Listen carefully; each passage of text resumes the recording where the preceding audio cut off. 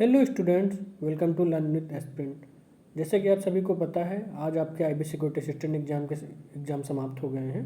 30 सितंबर की 4 शिफ्ट के जो आपके एग्ज़ाम हुए हैं, उनकी शुरुआत की जो फर्स्ट और सेकंड शिफ्ट थी, उसके एनालिसिस मैंने यूट्यूब पर अपलोड कर दिया। आप वहाँ से जाके देख सकते हैं। इसके अलावा जो इस वीडियो में हम करने वाले हैं, आपके थर्ड शिफ्ट के आए हुए क्वेश्चन का एनालिसिस करने वाले हैं। क्वेश्चन का आंसर क्या होगा और कैसे आपके क्वेश्चन आए हैं, कितना ओवरऑल आप लोगों ने स्कोर किया है। एक चीज़ और मैं आपको क्लियर कर देना चाहता हूँ कि जो 30 तारीख की सेकंड और थर्ड शिफ्ट है, अभी तक मैंने जो लिस्ट करा है उसके बेसिस पे कह सकता हूँ कि थोड़ी सी डिफिकल्ट शिफ्ट है बाकी शिफ्ट के कंपेयर में। तो क्वेश्चन की लैंग्वेज थोड़ा सा चेंज हो सकती है, आप थोड़ा कंप्रोमाइज़ करिएगा।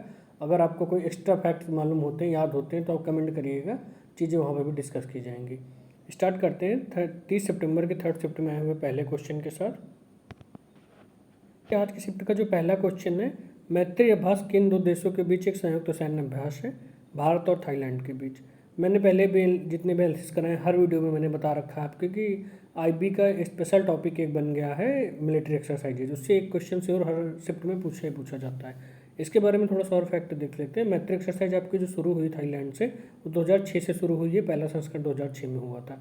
इस बार जो एक्सरसाइज हुई आपके उमराई मेघालय में हुई है। और कब हुई है? सितंबर में, 14 सितंबर से शुरू हुई है उमराई मेघालय में। चलते हैं नेक्स्ट क्वेश्चन पे। मालाबार अभ्यास में कितने देश शामिल हैं आपके?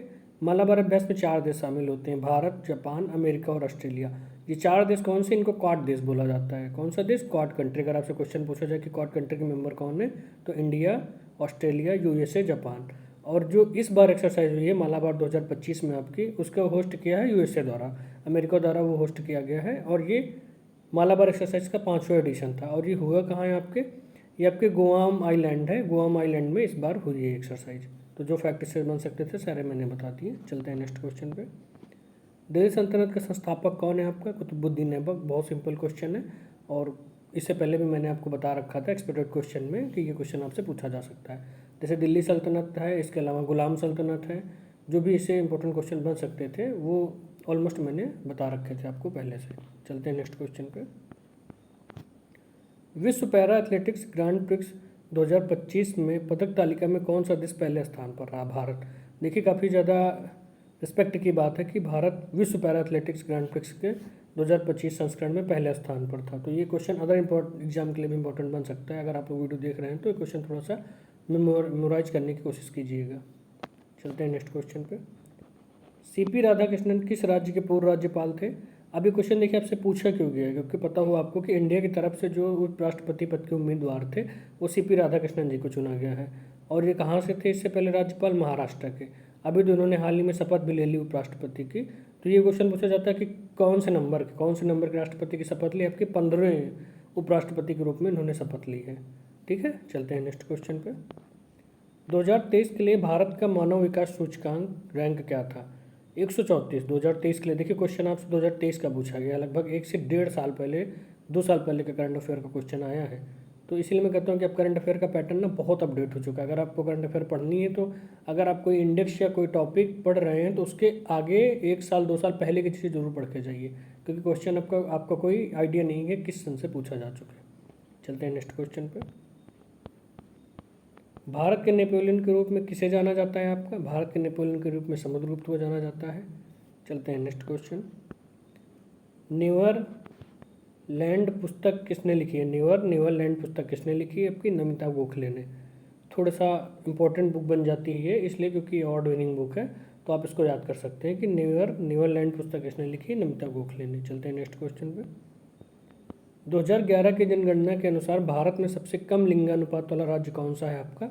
सबसे कम लिंगानुपात हरियाणा का है। और सबसे ज़्यादा बात करें तो कहाँ है? केरल का। ये भी क्वेश्चन पूछा जाता है कि सबसे ज़्यादा केरल में कितना है, तो 1084 आपका केरल का है। और हरियाणा का सबसे कम कितना है? 879 हरियाणा का है। इसके अलावा आपका जनघनत्व पूछा जाए तो बिहार का सबसे ज़्यादा है, कितना? 1106। और सबसे कम पूछा जाए तो अरुणाचल प्रदेश में जनसंख्या घनत्व कितना है आपका? 17। और जनसंख्या घनत्व होता क्या है?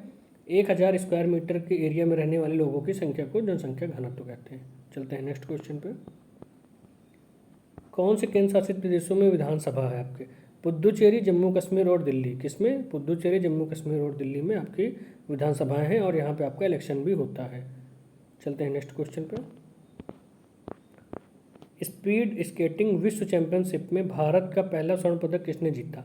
आनंद कुमार विल कुमार ने, आनंद कुमार विल कुमार ने।